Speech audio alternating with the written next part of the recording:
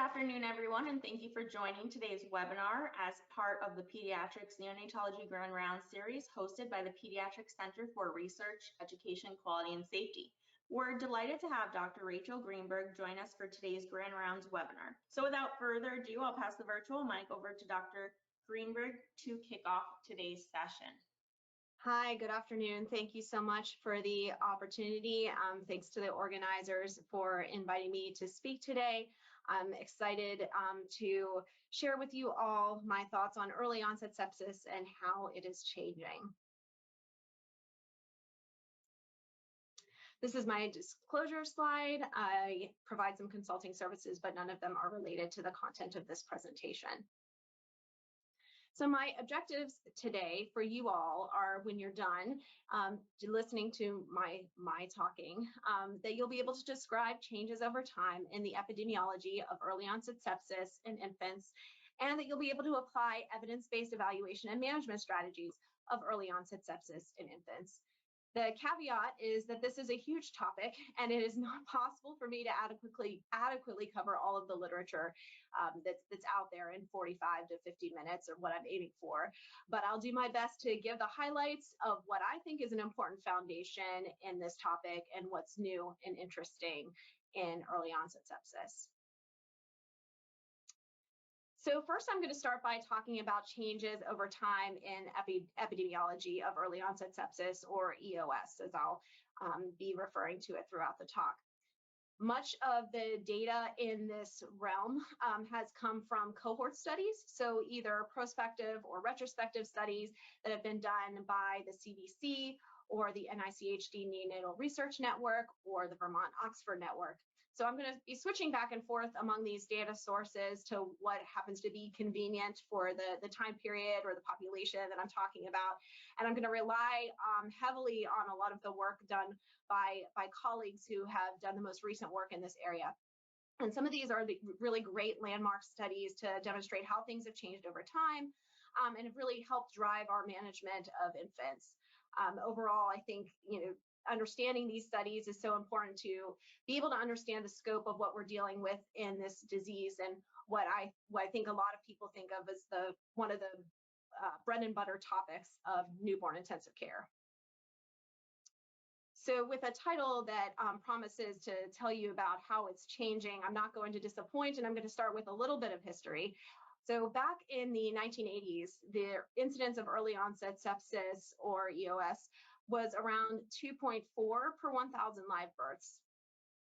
And then that incidence has decreased over time into the 90s, where it was around 1.6 to 1.4 in the late 90s, to somewhere around 0.8 to 1 per 1,000 live births after 2005.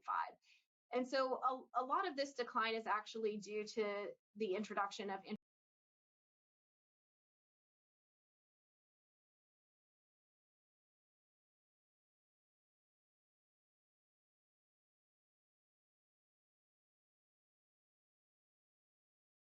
Good afternoon, everyone, and thank you for joining today's webinar as part of the Pediatrics Neonatology Grand Rounds series hosted by the Pediatric Center for Research, Education, Quality, and Safety. We're delighted to have Dr. Rachel Greenberg join us for today's Grand Rounds webinar. So without further ado, I'll pass the virtual mic over to Dr. Greenberg to kick off today's session. Hi, good afternoon. Thank you so much for the opportunity. Thanks to the organizers for inviting me to speak today. I'm excited to share with you all my thoughts on early onset sepsis and how it is changing. This is my disclosure slide. I provide some consulting services, but none of them are related to the content of this presentation. So my objectives today for you all are, when you're done listening to my talking, that you'll be able to describe changes over time in the epidemiology of early onset sepsis in infants, and that you'll be able to apply evidence-based evaluation and management strategies of early onset sepsis in infants. The caveat is that this is a huge topic, and it is not possible for me to adequately cover all of the literature that's out there in 45 to 50 minutes, or what I'm aiming for. But I'll do my best to give the highlights of what I think is an important foundation in this topic and what's new and interesting in early onset sepsis. So first, I'm going to start by talking about changes over time in epidemiology of early onset sepsis, or EOS, as I'll be referring to it throughout the talk. Much of the data in this realm has come from cohort studies, so either prospective or retrospective studies that have been done by the CDC or the NICHD Neonatal Research Network or the Vermont Oxford Network. So I'm going to be switching back and forth among these data sources to what happens to be convenient for the time period or the population that I'm talking about. And I'm going to rely heavily on a lot of the work done by colleagues who have done the most recent work in this area. And some of these are the really great landmark studies to demonstrate how things have changed over time and have really helped drive our management of infants. Overall, I think, understanding these studies is so important to be able to understand the scope of what we're dealing with in this disease, and what I think a lot of people think of as one of the bread and butter topics of newborn intensive care. So with a title that promises to tell you about how it's changing, I'm not going to disappoint, and I'm going to start with a little bit of history. So back in the 1980s, the incidence of early onset sepsis, or EOS, was around 2.4 per 1,000 live births. And then that incidence has decreased over time into the 90s, where it was around 1.6 to 1.4 in the late 90s, to somewhere around 0.8 to 1 per 1,000 live births after 2005. And so a lot of this decline is actually due to the introduction of intrapartum antibiotic prophylaxis for prevention of early onset group B streptococcal sepsis, or EOGBS, early onset GBS. One of our, I think, classic success stories in maternal and fetal care, which occurred in 1995, 1996. And this resulted in a extreme reduction, over 85% reduction of early onset GBS itself within about 10 years or so, from the 90s to the early 2000s. And this is what's driving a lot of the decrease that we're seeing. And so that last graph ended in the early 2000s. So moving on to more recent data from the CDC surveillance data from 2005 to 2014 shows that we're right around 0.8 cases per 1,000 live births, and it's been pretty stable over this period. And thanks to my colleague, Dr. Dustin Flannery from the Children's Hospital of Philadelphia for this figure, and for a few others that I'll be sharing today. And then moving on past 2014, now 2015 to 2017, this study from the Neonatal Research Network, led by Barb Stoll, from between 2015 to 2017, was called the EOS-2 study. It was a little bit of a redo of the EOS-1 study that was done between 2006 and 2009. And included all infants born at NRN centers of at least 22 weeks and birth weight at least 400 grams, and showed that the overall incidence during this period, 2015 to 2017, was 1.16 per 1,000 live births. That's a little bit higher than the CDC data from the previous slide. Uncertain whether that was a timing thing or whether there is a difference due to the nature of the NRN centers, but really the data showing for all infants, the incidence is right around 1 per 1,000 live births. And the difference between the 2006 to 2009 study and the 2015 to 2007 study was not significant. So moving on from all live births now to concentrating in the preterm infant population, we can see that the incidence of early onset sepsis is much higher in this population. So this figure summarizes several different publications, some which define preterm by gestational age less than 30 weeks, and some by birth weight less than 1,500 grams. But overall, you can see that there was a decline, similarly to term infants between the 90s and the early 2000s, after which the incidence has been relatively stable. And some of the data from that last figure came from this study done at over 700 Vermont Oxford Network centers between 2018 and 2019. This group analyzed infants with a birth weight of less than 1,500 grams or gestational age of less than 29 weeks, and included over 80,000 infants, and the overall rate of early onset sepsis was 14 per 1,000. So much higher in the preterm population than that 1 per 1,000 that we were talking about with term infants. Important to note that here, when you break up the incidence by gestational age weeks, there's a striking difference between the highest and lowest gestational age categories here, and a 12-fold difference between the highest and lowest category, where the 22 and 23 week infants clearly have the highest burden of early onset sepsis. And just thinking about how that rate of early onset sepsis has changed over time in the smallest infants, this is again a slide that compares the early onset sepsis 1 data and the early onset sepsis 2 study data, and showing that over time, among very low birth weight infants within the neonatal research network, the early onset sepsis rate in the most recent data was 15 per 1,000 live births, which was a little bit slightly increased from the prior era, the 2006 to 2009 era. And it was a statistically significant difference. But when you look at that larger graph that I showed a few slides ago, it has been relatively stable over in the last 15 to 20 years or so. So let's move deeper into epidemiology and start looking at the most common organisms.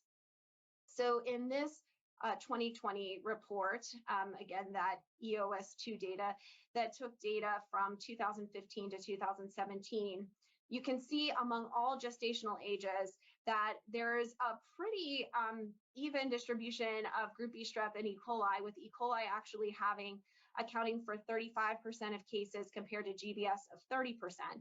And then that gray category represents all other organisms. But when you break it down by gestational age and you look at term infants, you see that GBS accounts for more than half of cases of early onset sepsis, 51%, and E. coli just 15%. When you look at preterm infants, E. coli is now the more predominant organism. Basically, E. coli and GBS switch places in preterm infants versus term infants. So now in preterm infants, E. coli makes up 51% of cases. So it's a good thing, rule of thumb to keep in mind, although these data are likely to continue to change over time. It's important to think about the other organisms that fall into that gray category on the previous slide. So here I've listed the other gram-positive organisms that were found from this study. Among the gram-positive organisms after GBS, Enterococcus and then other streptococcal species take care of around 15 to 20% of cases of early onset sepsis when you look across all gestational ages. Occasionally there's a case of Listeria. Coag-negative staph and Staph aureus are uncommon causes of early onset sepsis, which is much different, of course, than the picture for late onset sepsis occurring after 3 days of life. And now we'll look at gram-negative organisms. E. coli is, of course, making up the vast majority of cases, but the other gram-negative organisms are showing up less frequently, but are important to keep in mind for reasons of sensitivity to antibiotics, which I will get into a bit later in the presentation. And now I've talked about gram-positive and gram-negative organisms.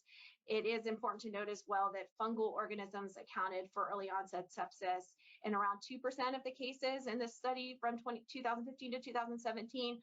So an infrequent cause, but still something to keep in the back of one's mind, particularly for babies at highest risk. When we look at changes in the rates of early onset sepsis by organism over time, we see that between these two different eras, the rates of GBS infections did not change significantly, but the E. coli infection rate changed, particularly among very low birth weight infants. There was a statistically significant increase from 5 per 1,000 to almost 9 per 1,000 live births. All right, so now I'll move on just briefly to touch on risk factors. There have been many studies that have evaluated risk factors for early onset sepsis and have found both maternal and neonatal factors that are associated with increased risk of early onset sepsis. Maternal factors includes both things that facilitate the pathogenesis of early onset sepsis. So they are the items that actually are leading to the infection, and they also include factors that are associated or signs of the infection. So they include prolonged premature rupture of membranes, colonization with group B strep, vaginal delivery, the diagnosis of chorioamnionitis, fever, maternal fever, and younger age has also been associated with EOS in at least one study. And then there are also neonatal factors that increase the risk of early onset sepsis, including prematurity, low birth weight, and severity of clinical illness. And as I mentioned, many studies have been done to look at these. This hasn't changed too much over time, and I won't focus too much on these, but I will move on to outcomes. So I think the overarching message here is that early onset sepsis is not a great thing to get as an infant. Within the NRN data, when they looked at all of the 235 cases of early onset sepsis from that 2015 to 2017 time period,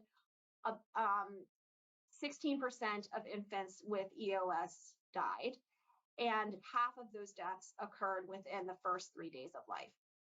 But it's important to note when we break it down by gestational age and the most common organisms, no term infants with group B strep or E. coli died, compared to 36% of preterm infants with GBS or E. coli.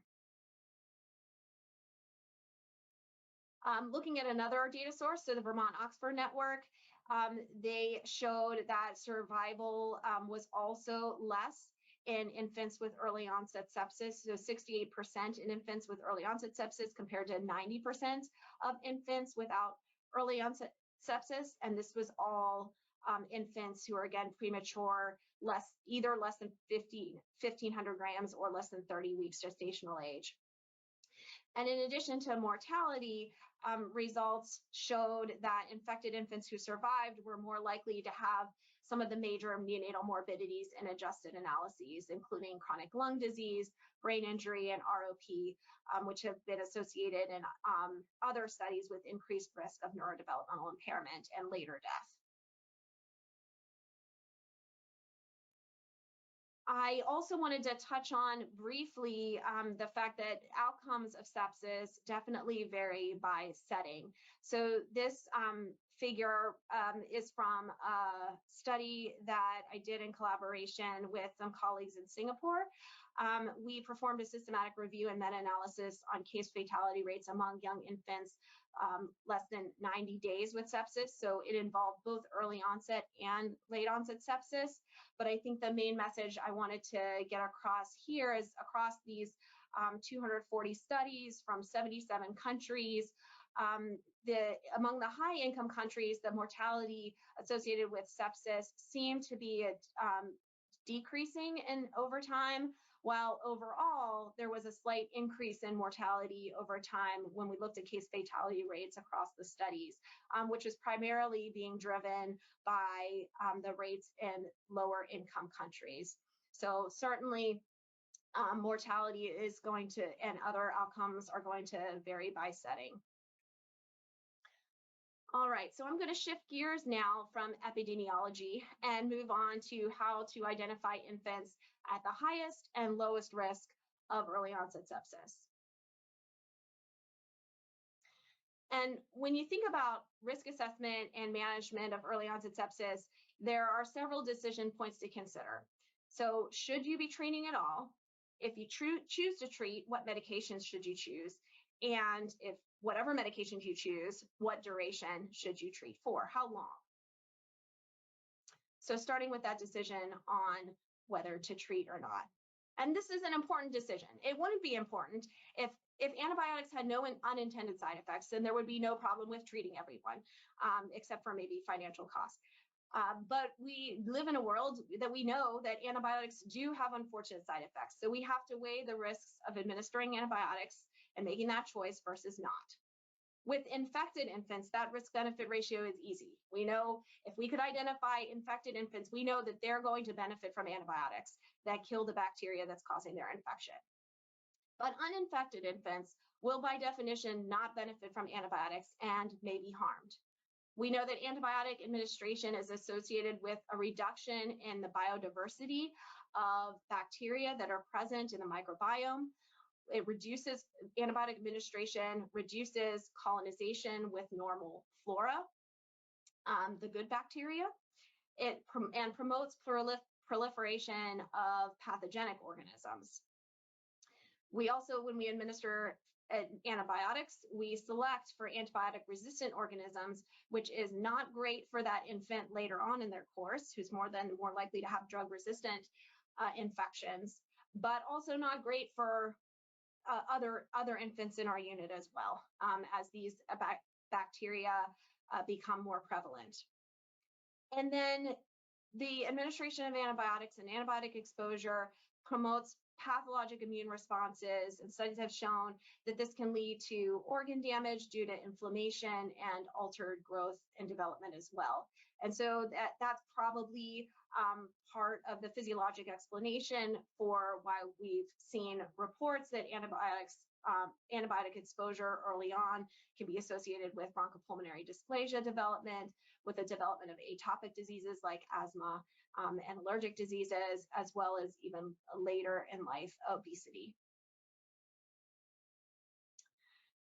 So treating or not treating an infant who's at risk for sepsis has been a question that people have been asking for many years. And I'm going to consider the more modern era of early onset sepsis management coming into play after the introduction of the intrapartum antibiotic prophylaxis in the mid-1990s. So starting there, after that was introduced, there have been several guidelines that have been published. And this algorithm was from back in 1997, published by the Committee on Infectious Diseases and Committee on Fetus and Newborn, and addressed how to deal with babies who were exposed to intrapartum antibiotic prophylaxis, since it was this new thing.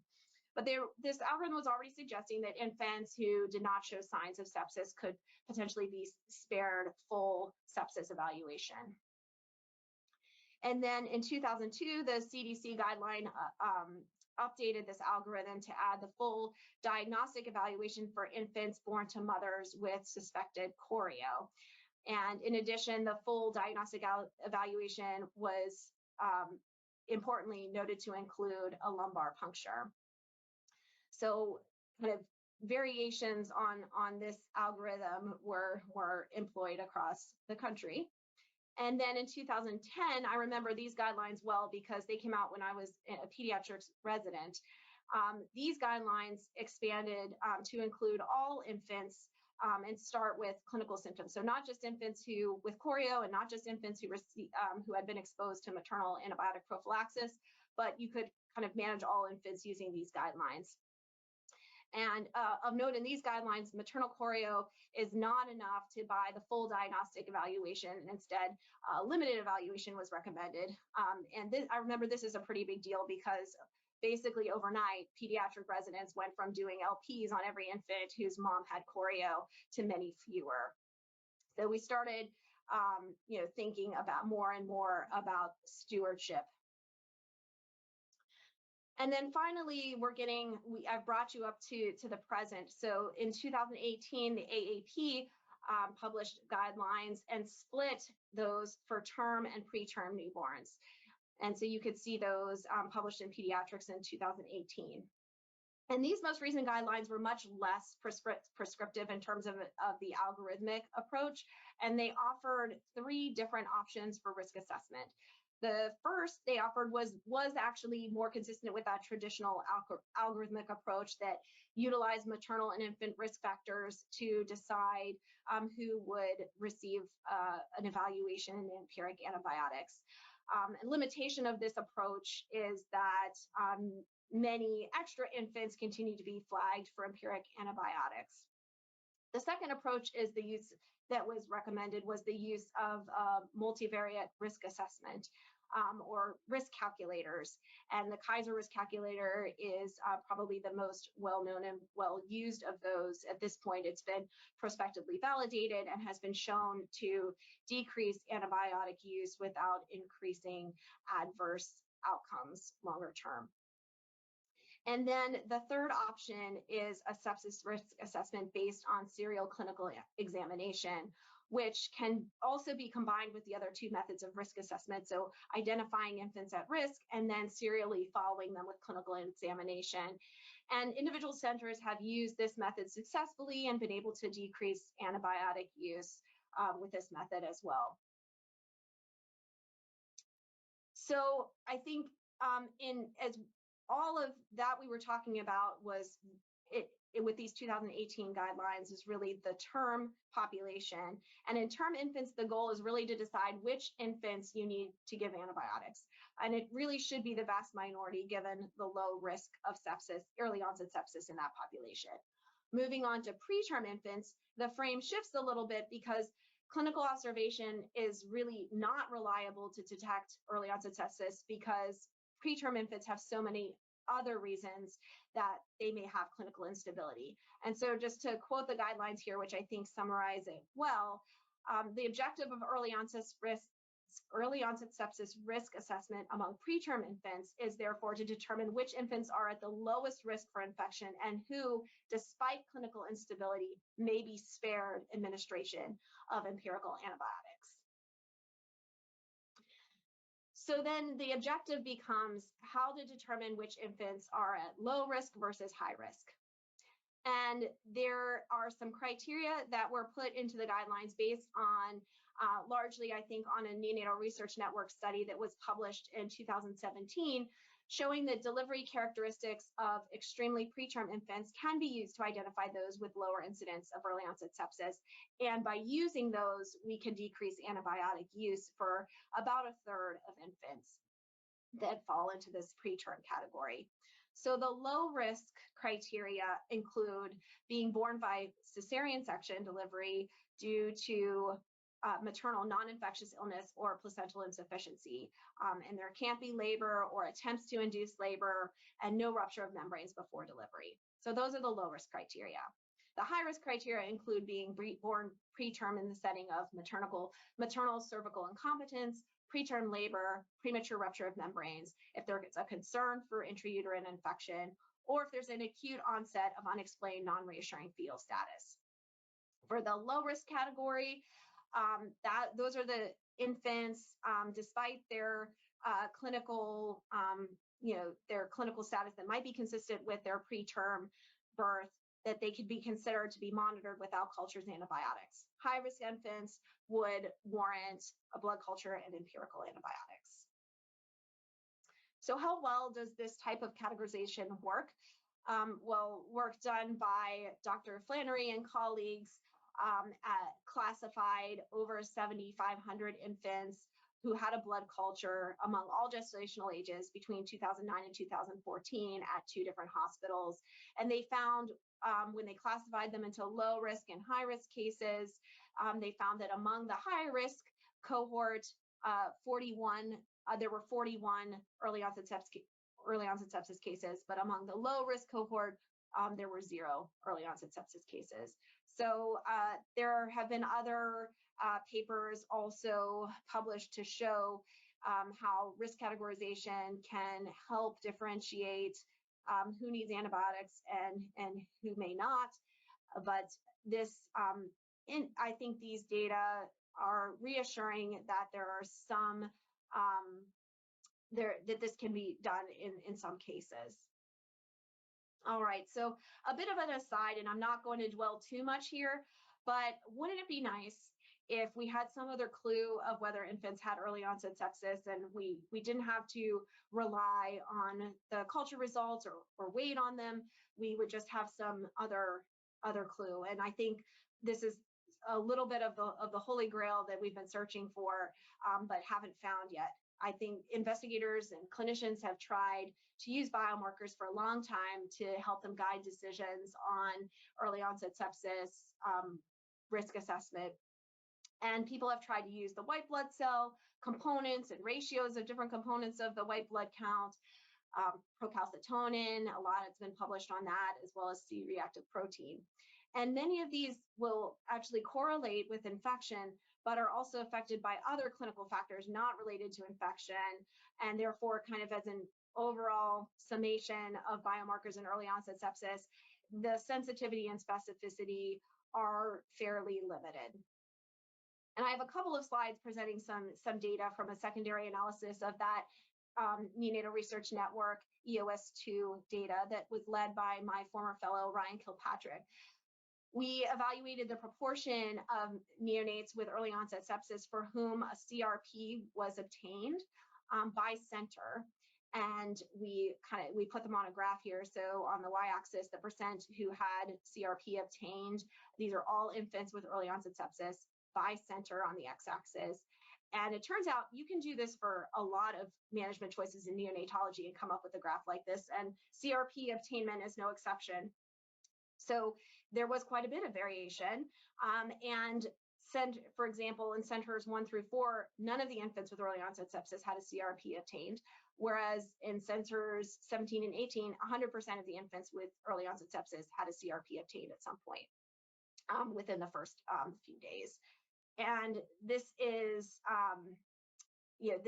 this is interesting to just continue monitoring practice variation. We also evaluated CRP level by number of hours that it was taken since birth. And we looked at all of the 170 CRP levels that were evaluated and didn't find a relationship between the time the CRP was obtained and the level, even in all of these infants with early onset sepsis. We did also compare the median CRP levels among categories of neonatal clinical characteristics. And we found, maybe not surprisingly, that CRP levels were significantly higher for neonates with multiple clinical signs. So to me, it makes sense that the kids that had higher CRPs were the ones that were sicker, maybe giving the impression that you don't always need to get the CRP to differentiate who is sick and who is not when you have a clinical exam to do that. And there have been multiple studies that looked specifically at sensitivity and specificity of CRP in early onset sepsis. And here's an example of one that was published in JPEDS this year, over 10,000 infants between 2009 and 2014. They showed that within 4 hours of blood culture, a CRP of at least 10 was only 42% sensitive, though it was 90% specific for EOS. But then when you wait a little bit longer, 24 to 72 hours after blood culture, CRP was more sensitive but less specific. Overall, not that useful in differentiating infants with early onset sepsis from those who did not have early onset sepsis. And in this study, they actually decreased CRP use at their center, and it was associated with decreased antibiotic use without differences in patient outcomes. All right, so moving on from biomarkers, unfortunately, are not so helpful in that decision of whether to treat or not. But now that if you've chosen to treat, the next choice is what medication to use. The most recent AAP 2018 guidelines for early onset sepsis state that in most cases, for both preterm and preterm infants, that ampicillin and gentamicin in combination is the first choice for empirical therapy. And why is that the case? Well, let's look again at the organisms that are the most common causes. Why is it still a reasonable choice? Well, GBS is the most predominant organism for term infants, and it's relatively, it's still a factor for preterm infants as well. GBS is universally sensitive to ampicillin, and ampicillin is also effective against multiple of the other gram-positive organisms that show up in that other category, including Enterococcus, other streptococcal species, and the occasional case of listeria. When we think about preterm infants and E. coli being a really common cause, it's important to note that around two-thirds, and this is variable in different locations, but about two-thirds are resistant to ampicillin. But most other gram-negative rods are also resistant to ampicillin. It's important to note, though, that most of these are susceptible to gentamicin. So if using a combination of ampicillin and gentamicin, most of the time you'll be targeting appropriately the organism that's causing the infection. However, there are cases where you won't. And so for this reason, the 2018 AAP guidelines made some exceptions regarding empirical administration of additional broad-spectrum antibiotics. So for infants who are more than 35 weeks gestation, the additional empirical administration of broad-spectrum antibiotics is indicated in those who are critically ill. And for less than 35 weeks, additional broad-spectrum antibiotics might be indicated for those who are severely ill and also at high risk for early onset sepsis, particularly if the mother had prolonged antibiotic treatment, potentially increasing the risk for resistant organisms. So there's some information there in the guidelines to allow for some broad-spectrum use in certain cases. Within, I think it's important to think about how often it's really happening that there are resistant organisms. So looking back at that lovely EOS2 study data from the Neonatal Research Network between 2015 and 2017, there were 19 organisms that were not susceptible to ampicillin and gentamicin, representing 8% of the cases of early onset sepsis within that study. They found that there was no difference in mortality between infants who were infected by organisms not susceptible to Ampigen compared to infants who had susceptible organisms. And then when you look at the organisms specifically, though, it's important to realize that no one additional agent would have taken care of all these organisms. If you wanted to get 100% of all of these 239 organisms immediately when starting antibiotics, you would have had to add, in addition to Ampigen, you'd have had to add vancomycin, an antifungal, and a cephalosporin or a carbapenem to really get every organism.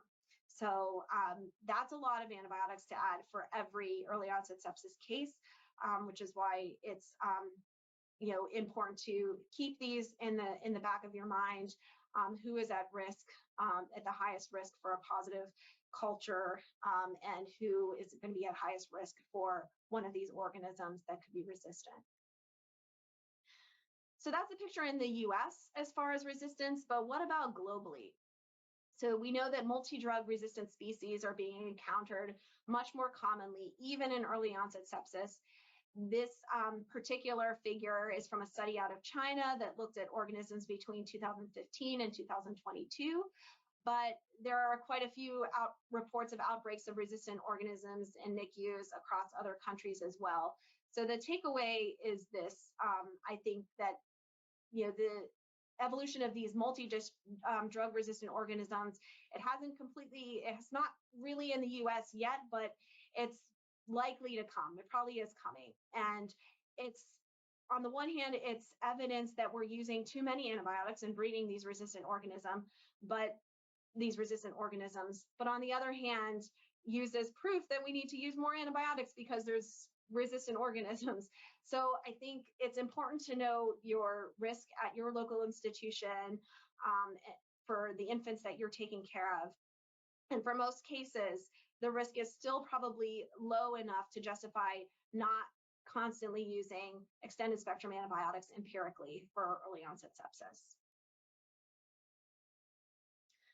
All right, and moving on to this last decision point, which is what duration to treat. So I want to talk, just illustrate a scenario that I think we all encounter when we're in the NICU. So example of a 24-week infant born to a mother with PPROM for a week. The mom received prenatal antibiotics and betamethasone, and the infant has a blood culture drawn at birth. The infant is also started on antibiotics at birth, let's say Ampinjet. At 48 hours, though, the blood culture is negative. So great news. The infant remains mildly hypotensive, is on a little bit of pressors, and the infant is on high-frequency jet ventilation requiring 60% oxygen. This is lots of infants that we take care of every day. So now what do you do? So I want to talk a little bit about this phenomenon of culture negative sepsis, which has been that the term sort of refers to what happens or what we think is happening when we have an infant who is clinically ill that we call as having sepsis, but the culture is negative. And this is really, I think, there's a great paper from Dr. Canty and coming out of the Journal of Pediatrics last year that for anyone who would love to get a great sense of how to think about this topic, I encourage you to read that paper. But I'll try to do it justice here very briefly. I think the bottom line is that there are a lot of things besides sepsis that can cause what we think of as culture negative sepsis, that can cause a clinical scenario that mimics sepsis. Prematurity itself can cause, because of the immaturity of organs and brain function, respiratory centers can cause a sepsis-like picture. Other non-infectious conditions like patent ductus arteriosus causing widened pulse pressures and hypotension, RDS causing respiratory insufficiency, the development of intraventricular hemorrhage, which can cause anemia and hypotension and acidosis, different medications that babies are exposed to, intolerance to feeds, all of those can look like sepsis. And there are infections with other organisms that are not bacterial as well that can cause this picture. There's also, the other clinical scenario in the differential where, and what I think people are most concerned about when they refer to this term culture negative sepsis is the infant actually does have bacterial sepsis that was not captured by culture. And why could that happen? It could be that we didn't have a sufficient volume of blood drawn, which it should be about 1 ml. 1 ml of blood has been shown to capture greater than 98% of cases of bacteremia in infants. It could be that the culture was drawn at the wrong time. So maybe it was drawn before the infant developed the true bacteremia, or it was drawn after the infant was started on antibiotics. Then the culture might not be reliable. And then there's also the possibility of focal infections without bacteremia, probably more likely in late onset sepsis, but potentially possible in early onset sepsis as well, such as skin infections or other localized infections. Is culture negative sepsis as bad as real sepsis? I think that's one question. Is this a condition that we should really care about? And there have been some studies to look at this. This is an older study from Dr. Stolbach that was published back in 2004 that looked at outcomes of extremely low birth weight infants who had culture-confirmed infection versus what they call clinical infection, which is basically the baby was treated for infection without having a positive culture. And what they, when they assessed neurodevelopmental outcomes at 18 to 22 months, they found that compared to babies without infection, babies with clinical infection did similarly worse to babies with culture-confirmed infection. Now, I'd note this, this study included both infants with early onset and late onset sepsis, but I think worth noting that being clinically ill, there's also something here associated with bad outcomes. And then I worked on this project that was led by Dr. Mukhopadhyay from CHOP, representing a cohort study of infants treated, again, within the Neonatal Research Network, who were extremely low birth weight and extremely low gestational age.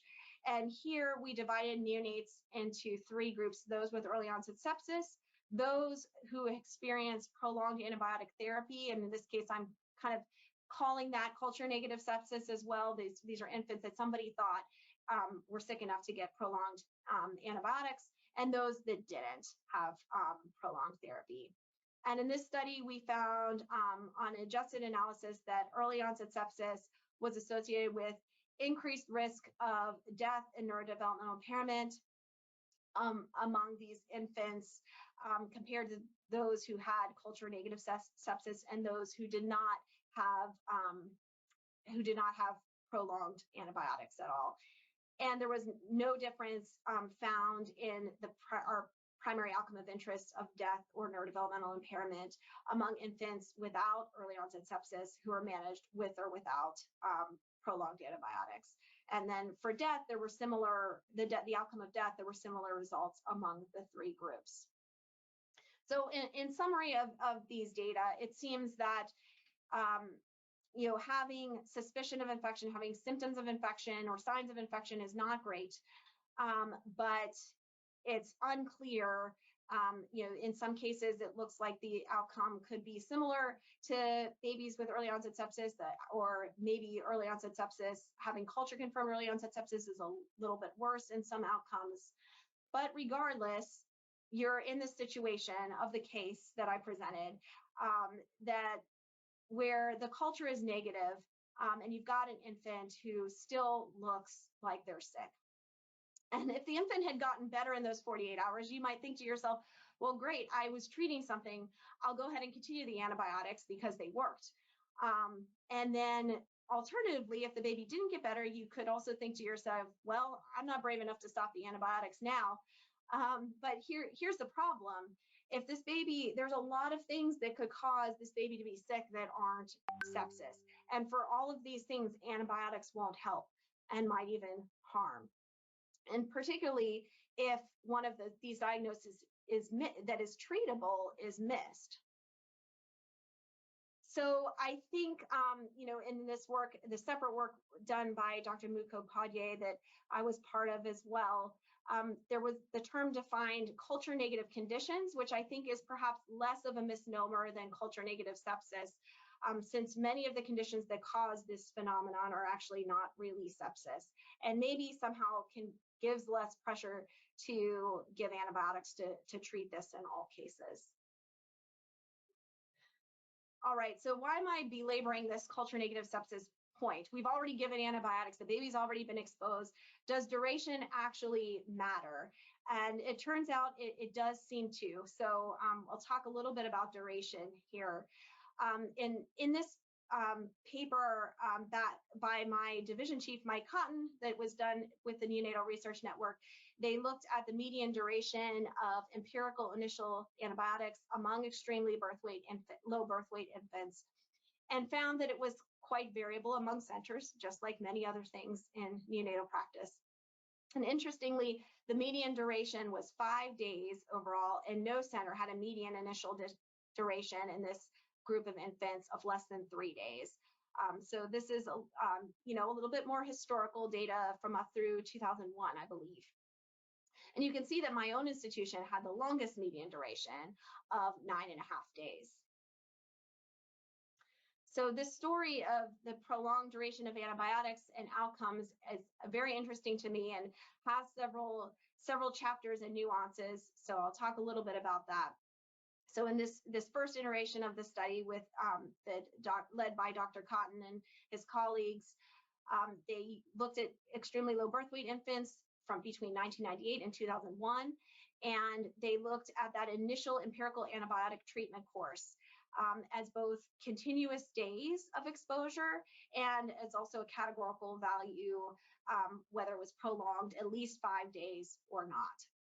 And then they used multivariable analyses to evaluate the association between prolonged exposure or duration of exposure, and the outcomes of death, necrotizing enterocolitis, and NEC or death.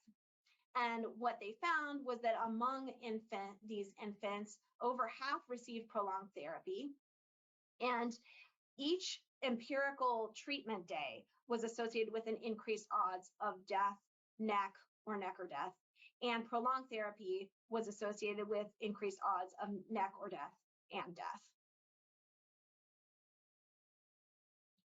The next chapter comes a few years later when I was fortunate enough to work with the Research Network and Dr. Cotton to actually repeat this study.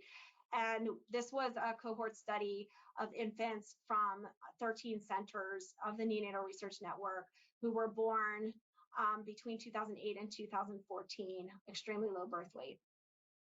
And this graph represents the percentage of infants who received prolonged therapy, so at least 5 days over time with negative cultures. So they did not have early onset sepsis and they did not have NEC. And it looks like since that 2009 study that we actually saw a decrease overall in the number of infants who are receiving prolonged therapy, but there's still a substantial number that are doing so. And it was statistically significant decrease when we looked at by birth year. And when we evaluated the association of prolonged therapy with outcomes using a regression model in this study, we found that this therapy was significantly associated with death, with an odds ratio of 1.20 and a p-value of 0.03. The prolonged therapy, though, was not associated with death or NEC alone in this cohort from 2008 to 2014. And then we wanted to continue this investigation and look at data from a more recent era. So we went and looked at 2014 to 2018, but instead we looked within the pediatrics clinical data warehouse. And one of my residents, Amanda Zayek, looked at this data between 2014 and 2018 and found, again, what looks like a decrease over time in the number of infants who are exposed to prolonged therapy.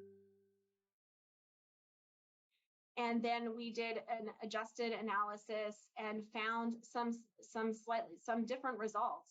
So in our analysis, prolonged empirical antibiotics, which what looks like PEA on this slide, prolonged empirical antibiotics was associated with increased incidence of BPD and BPD or death, but a decreased incidence of death, NEC or death, and late onset sepsis or death, and no association with NEC by itself. So for several of these outcomes, prolonged empirical antibiotics actually looks protective instead of harmful. So why the different findings among all of these studies? And now you're extremely confused and you're ready to leave my webinar after 50 minutes. But my attempt at explaining is that these studies all had a markedly different incidence of the use of prolonged antibiotics. So the most recent study, 14% by 2018 compared to the 53% and 35% at other time points in the other studies. Practice changes occurred, a difference in the use of broad spectrum antibiotics, as well as the increased use of human milk and other things like the introduction of probiotics potentially could have an effect. And then we use different populations and analytic models in our newest study. So just to very briefly, we did a sensitivity analysis where we actually were able to take the pediatrics data and look actually at a group of infants that would have satisfied the criteria from the earlier Neonatal Research Network study. And what we found is that when we did the sensitivity analysis, if we looked at infants within pediatrics who were cared for at the earlier time point with the slightly different inclusion-exclusion criteria as well and analytic methods, that we got results similar to what was seen in the earlier study. So I think the difference in the association between prolonged therapy and outcomes is something we should pay attention to with the new results and may reflect better targeting of this therapy in the infants who might actually need it. So then once you've decided to do your part in antibiotic stewardship and really only give the infant antibiotic exposure for that initial time frame while you're waiting on the culture and you're going to believe the culture, how do you dose the drugs appropriately to accomplish this? So these data are from a simulation study in work that I did with Jennifer Lee out of UCSD and Kelly Wade from CHOP, and supported by the Pediatric Trials Network. We created a cohort of very low birth weight infants using data from the Pediatrics Clinical Data Warehouse, and we're able to use a pharmacokinetics model for ampicillin to simulate what actual drug concentrations would look like in this population if they were given these different doses. So this figure actually shows the therapeutic target attainment, the probability of attaining the therapeutic target for three different dosing regimens: a high dose for 4 doses, and then the lower dose, 50 mg per kg of ampicillin every 12 hours for 4 doses, and then the lower dose for 2 doses. And what we found was in all the doses, there was substantial exposure to antibiotics after the last dose. So babies continue to get antibiotics even after you think you stopped it. And so, you know, we found that even with the 2-dose regimen, the vast majority of babies remain therapeutic for all the important organisms for 48 hours. And we also found in looking at toxicity thresholds that babies that got 4 doses of ampicillin, even at the lower dose, most of them exceeded the toxicity threshold for at least some period of time. And so this is all information that's important to take into account when thinking about what that empiric regimen at your institution should be, how many doses, and what the dose should be. We did a similar study for gentamicin as well, and we found that actually after a single dose of 5 milligrams per kilogram of gentamicin, that the post-discontinuation antibiotic exposure was about 26 hours. So it didn't extend for most infants to 48 hours, but most infants recovered for over 24 hours. So I'm going to end in just a moment, but just to summarize, I think, I hope what you'll take away from this talk is that early onset sepsis has decreased over time when we look all the way back to the 90s, but continues to be associated with substantial morbidity and mortality, and that the most preterm infants are at the highest risk.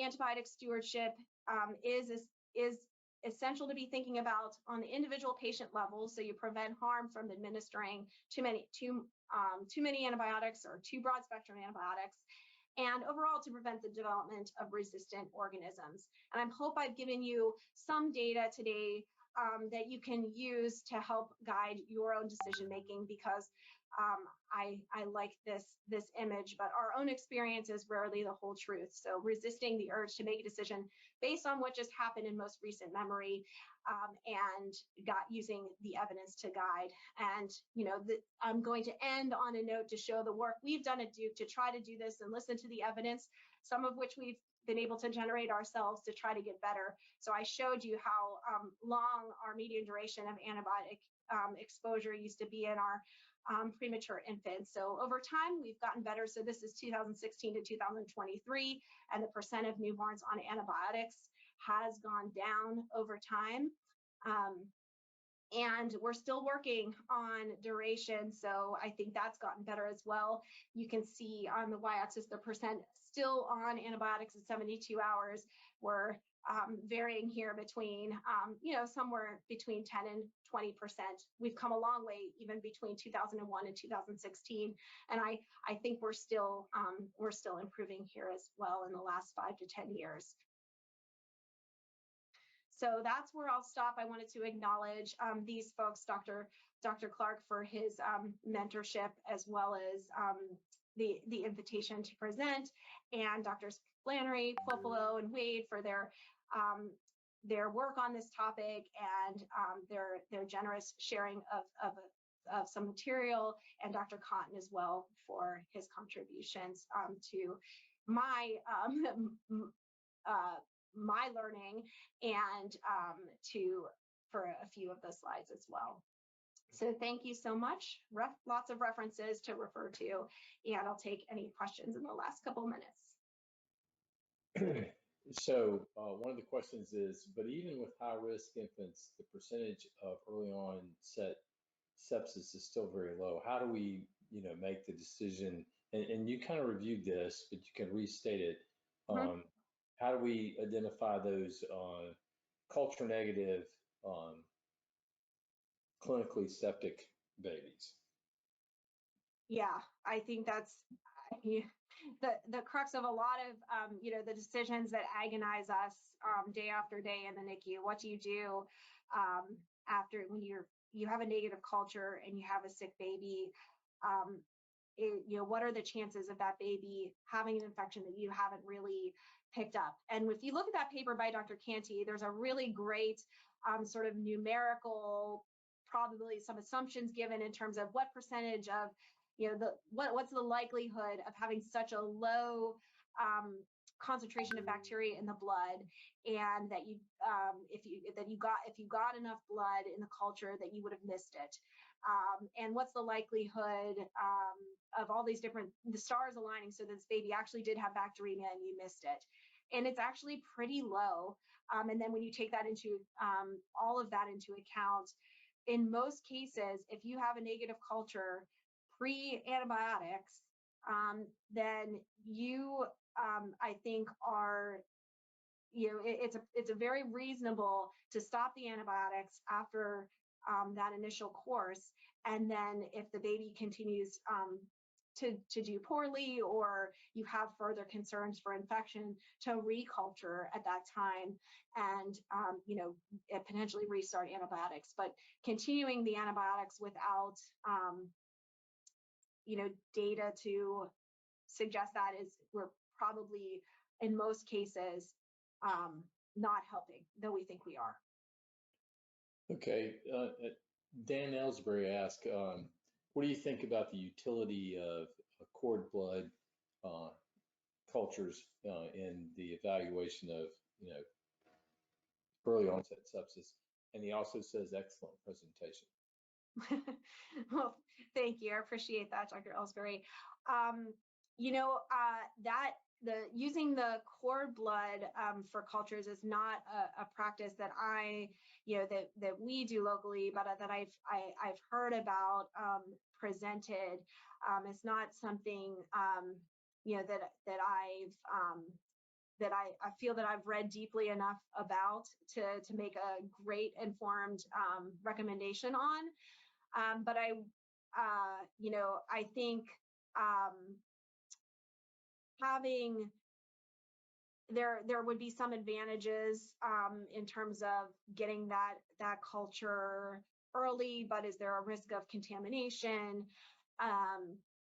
And obviously there's less concern with the blood volume if you're getting it there. So I think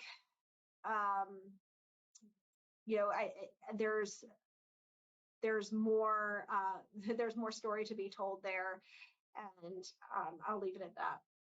Okay. The other great question that none of us really know the answer to is what's the value of placental cultures? Yeah, maybe that's what I was thinking more of as well. So I'd love to hear lots of people's thoughts on this, because I think it's an ongoing debate. I think it's hard to that no one really knows how often that, even if you get a bacteria that's present from the placenta, from the placental culture, was that bacteria present enough in the infant to cause a clinical infection, and should we be treating based on that? In fact, those low volume exposures to bacteria in many cases may be treated by the initial exposure to antibiotics. But I think there's a question that's really, unknown.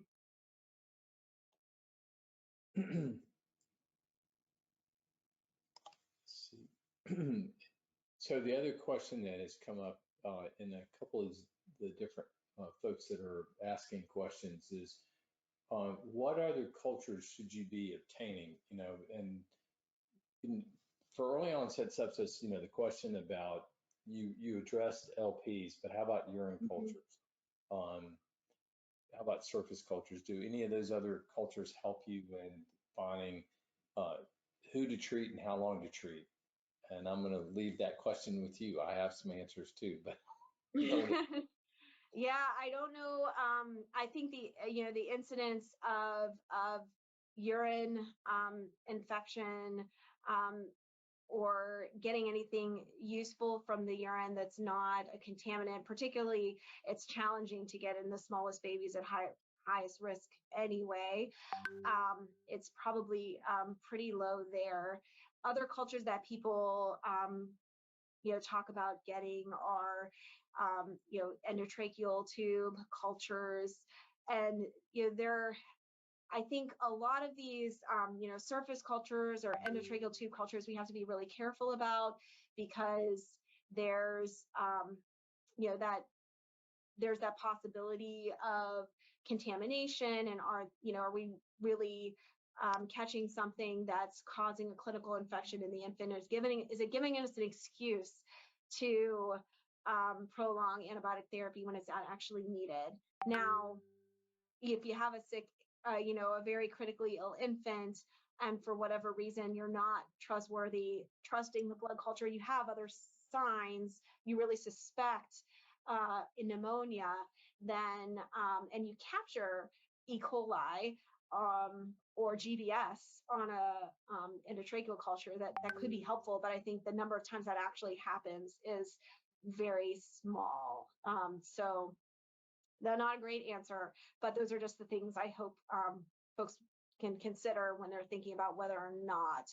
I would say our practice in general, and my practice is really to concentrate on blood cultures in the early onset sepsis period. When we move to late onset sepsis, it's a different scenario. Okay. One of the things you talked about, and I think this is really important to kind of visit and speak to, is how long, 24, 36, 48 hours, how long do you really need to wait on the culture in early onset sepsis to know that it's negative? And then the other piece that your research, I think, has shown us is that when we give antibiotics, the assumption is that they end at the half-life, and that may not be entirely true, and it's certainly gestational age specific. And antibiotics we give may last much longer than we actually thought about. And so can you speak to, the issue of, one, how long does it take before we know that it's truly negative, and two, gentamicin and ampicillin in particular, which you presented already, just kind of reinforced that they hang around for a longer period of time than we normally think. Yeah, absolutely. So I think keeping in mind the fact that antibiotic exposure is very different depending on gestational age is, I think most places have gestational age specific dosing of these antibiotics, which is really important.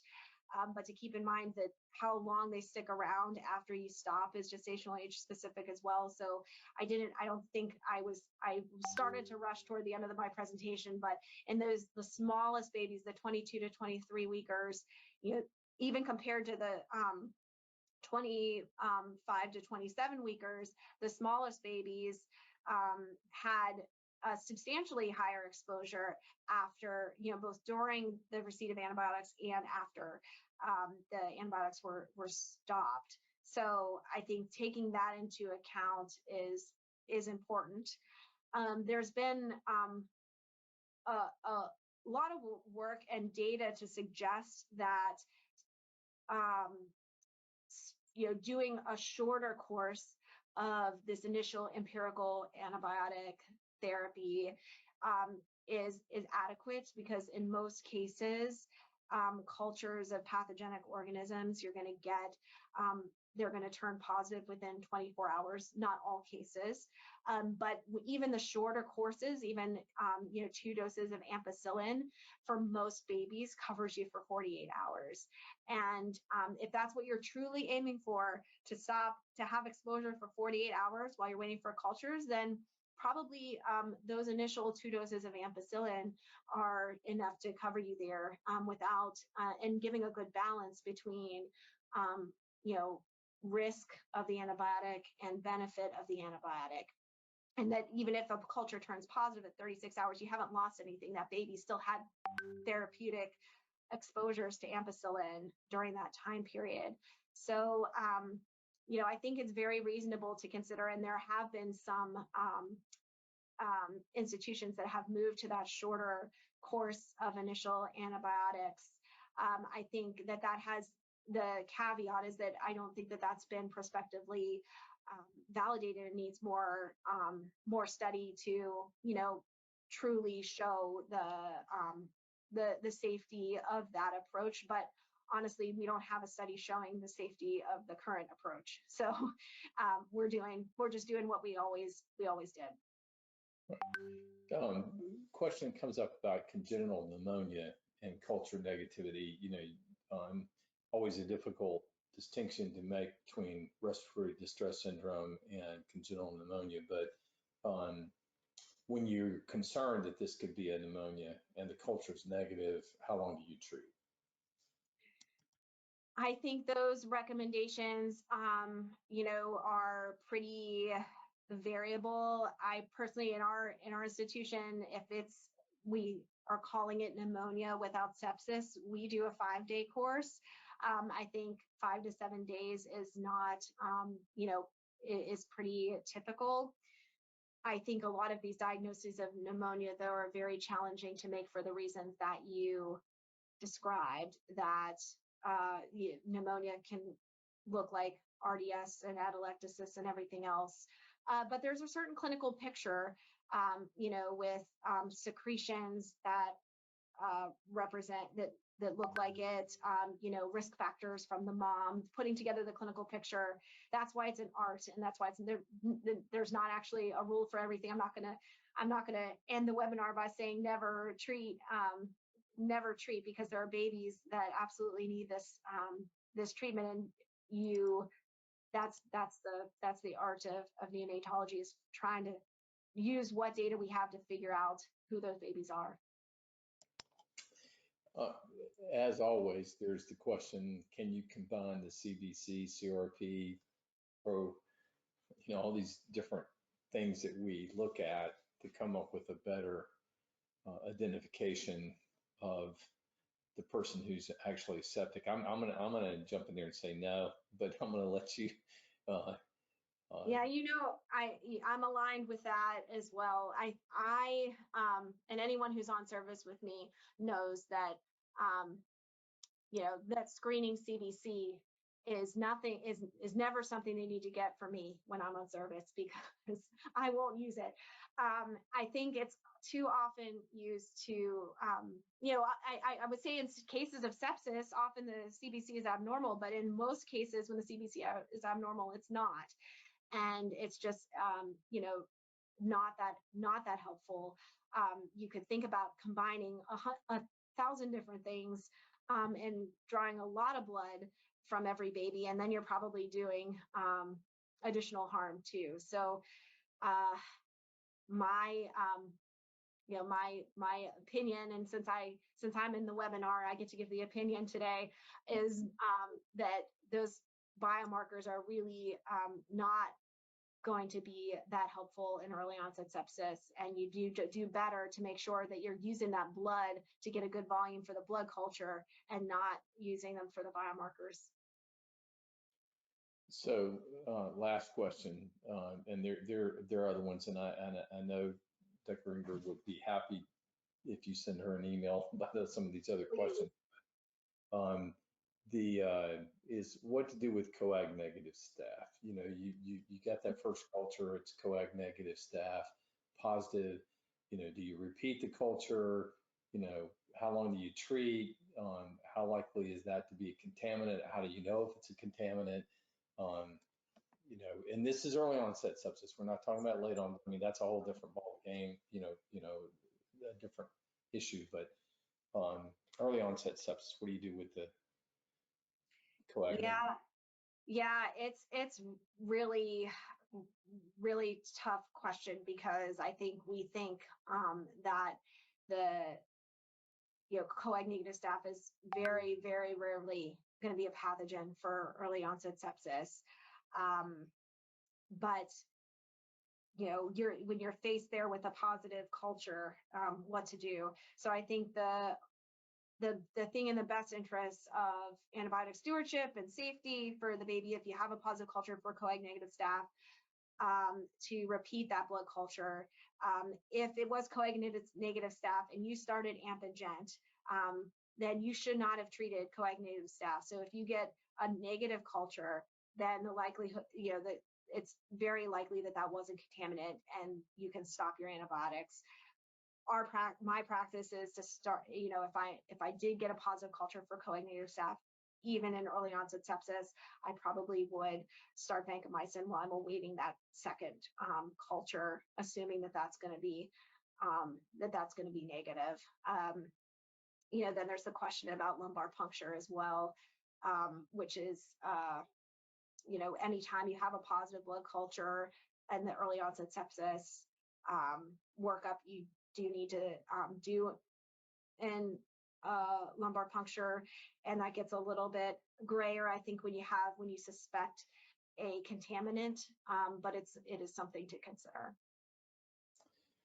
All right, as always, thank you for your great talk, and you have a great evening. We appreciate your help. Thanks, and thanks everyone who stuck around for the questions. I appreciate the opportunity. Bye-bye.